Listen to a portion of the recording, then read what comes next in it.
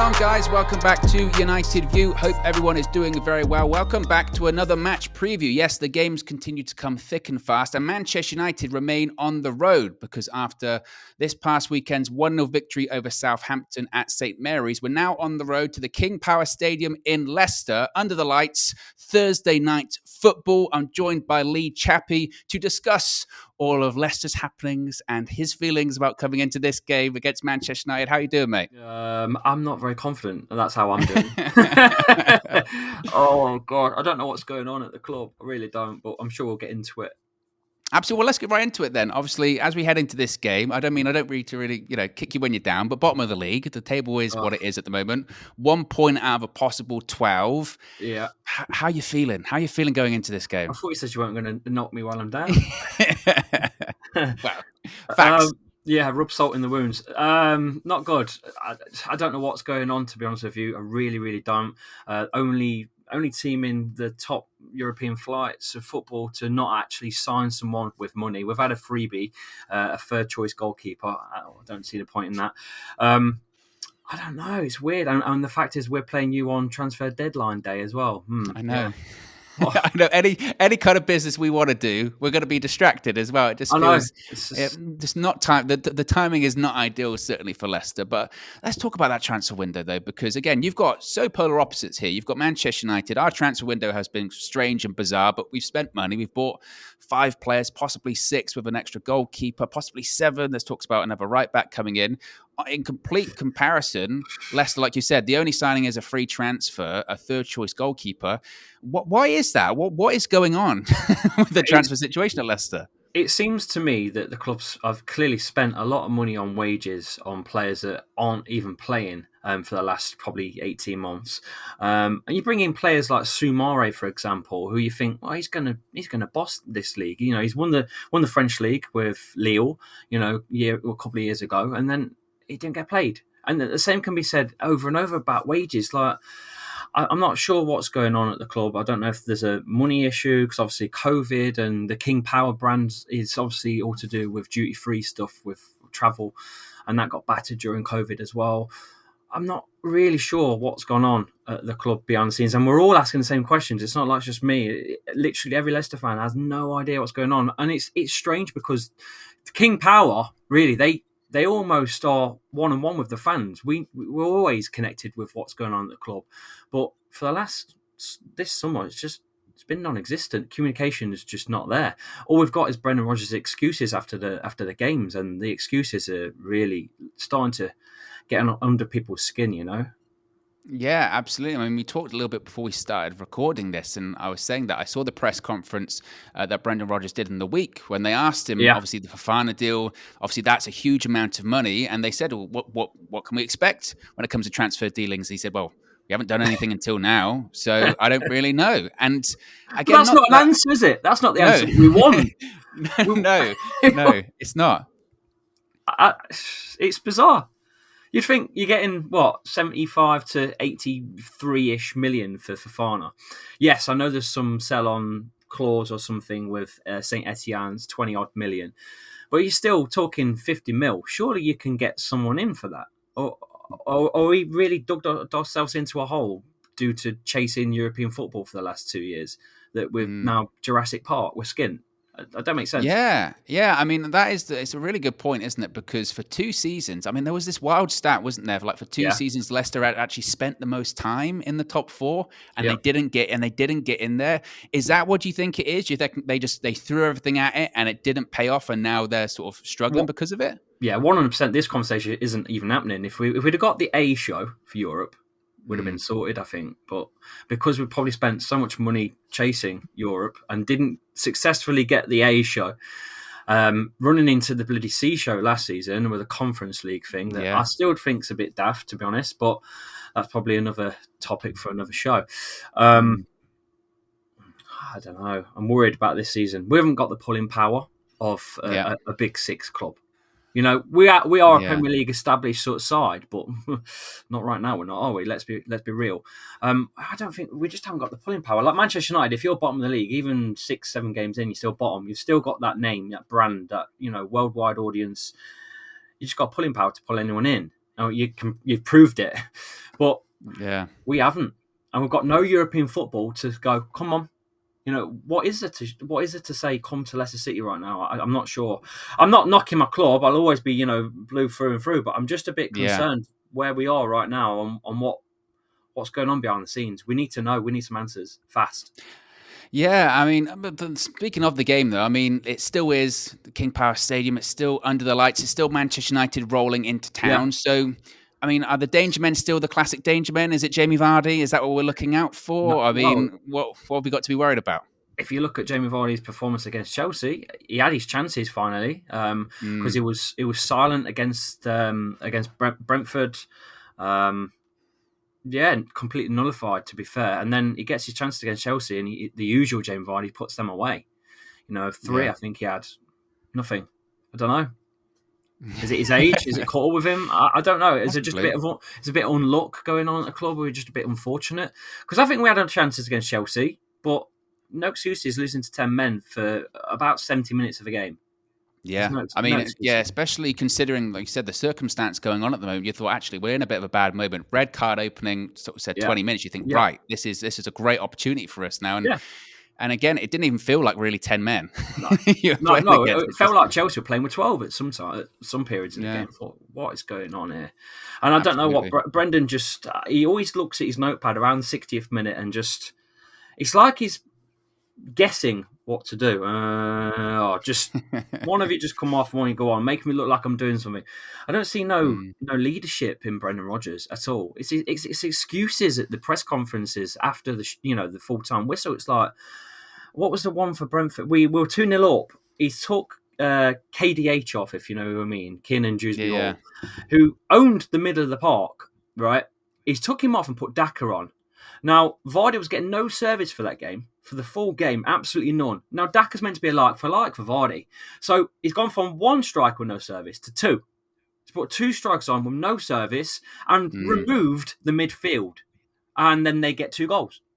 And his excuse at the end was, we were tired. Mate, it was the first game of the season. Yeah. What do you mean we're tired? I run around the streets every day as a postman for 4.5 hours. I'm not tired.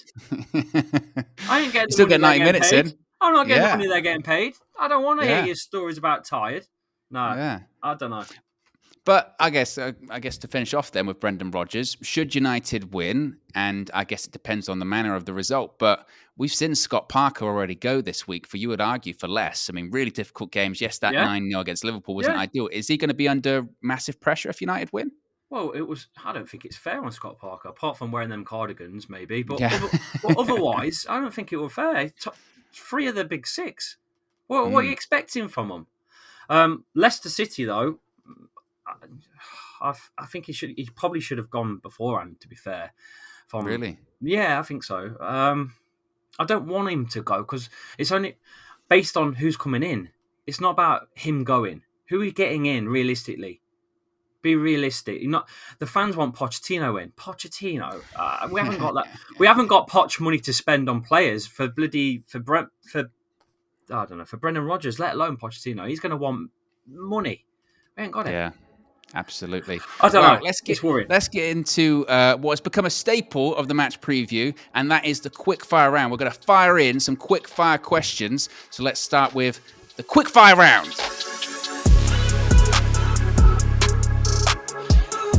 Will Brendan Rodgers be Leicester's manager at the end of the season?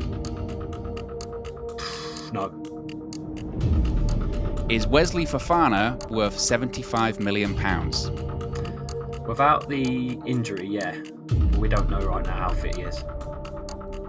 Where will Leicester City finish in the league this season? 12th. Should Kasper Schmeichel have stayed at Leicester this season? No, he's made the right choice.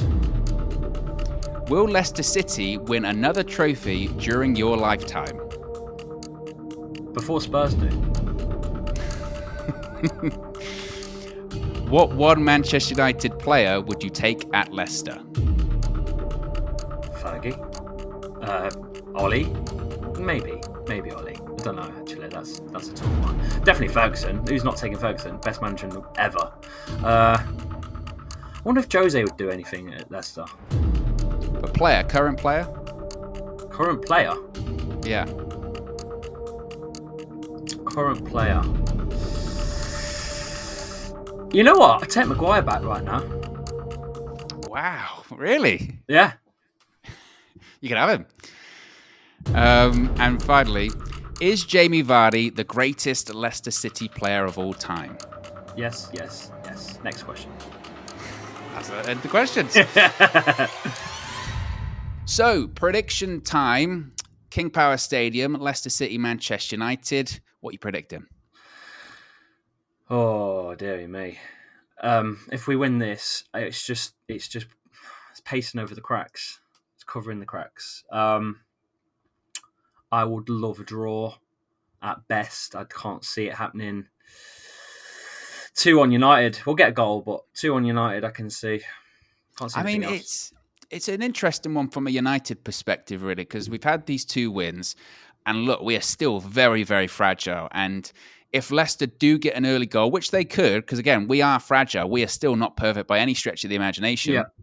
Anything is possible in that game. Again, we saw it against Brentford and Brighton, who I do think are playing better football than Leicester at the moment. But if you get that early goal against United, we'll crumble, and you never know what could happen. And maybe that's exactly what Leicester need at the moment to really kickstart their season.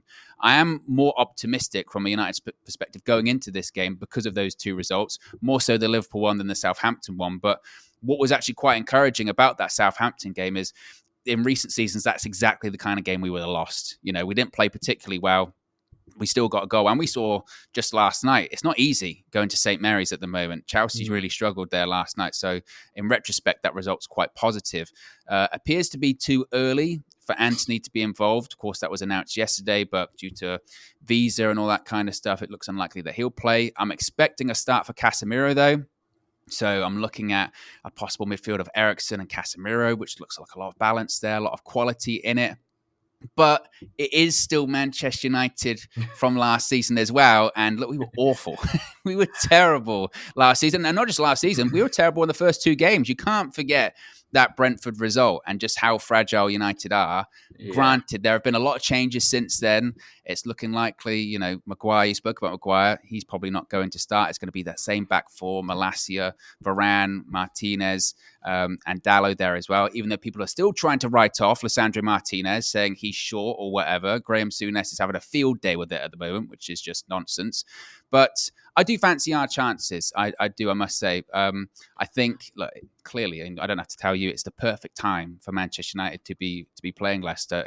In recent seasons, going to the King Power, yes, early on in the season as well, you'd be like, I don't know, it's going to be tough. They'll be up for it, but it really is the perfect time. So I think if we've got James Maddison back, because obviously he's had a twinge in training and missed the last one, and I think we really missed his creative spark. We always do. I think maybe if he comes back into the fold, we might actually get a goal or 2. But Harvey Barnes as well looked good against Chelsea. That's all I think we've really got as a threat is them 2. At the minute. I spoke about it earlier with Brendan Rodgers. I mean, let's say hypothetically, if United were to get a couple of early goals, how does that atmosphere get quite toxic? Do you think inside the King Power? Yeah, definitely. I believe so. The thing is, Leicester I think they've actually led a couple of games at home already this season, and then just flunked it in the last sort of 30 minutes. So it's not about creating chances and putting them away. It's about winning a game out for 90 minutes seems to be a problem at the minute. And Brennan clearly can't get his head around that. And he's not got an excuse for it either. So, I am concerned about the full 90 against United. I'm not going to lie. But I watched you boys against Liverpool when you beat them everywhere around the park. It was a cracking match to watch. I didn't see your last game, but I did watch that for a full 90. And if you play like that against us, then it's not going to be a pretty sight. But if we can get the Man United that went up against Brentford, then I'd take that. And you could, and that's the thing with United. You never know which United you are going to get. You're right. If we have that game that we had against Liverpool where we're outrunning the opponent, absolutely. If we have the game against Brentford where we just basically didn't show up at all, and we gave them 2 goals anyway, anything's possible. I do think though, like we spoke about just a few minutes ago, that it's on transfer deadline day as well. Like if Leicester don't do that business and a loss and the manner of performance. It's building, you feel like, to a possible perfect storm here, isn't it? Yeah. Well, we don't even know if Youri Tielemans will be there by Thursday, because I've seen this morning that someone's coming for him too. I don't know how true that is, for just under 20 million. So who knows? No Fofana, no Youri Tielemans in this season. I'm not fancying Leicester at all if that's the case. Yeah, absolutely. I'm going to go with a 2-1. I think despite Leicester's struggles at the moment, like you said, I do think you'll get a goal because we are fragile, and we'll still give you opportunities 100%. But I do look at how United have played the last couple of games. There are goals in us as well. Again, it's too early for Anthony, so you're probably looking at a similar team to what started against Liverpool and started against Southampton. Possibly they only changed Casemiro, but that front sort of 3-4 is probably looking the same. Rashford, Sancho, Bruno, Elanga probably starts. I expect Ronaldo to be on the bench again, because that appears to be his position this season, unless he leaves, of course, in the next 24 hours, which I don't expect that to happen at this point. It's just too difficult. So I'm going to go over 2-1, but it's never easy. It's never easy at all. But there you go, guys. Be sure to smash a like on the like button. Be sure to subscribe, bottom right-hand corner. Most importantly, let us know your predictions in the comment section below. You fancy a United win, or are we going to struggle against Leicester? Let us know. But we're out of here, and we'll speak to you again very soon. Peace.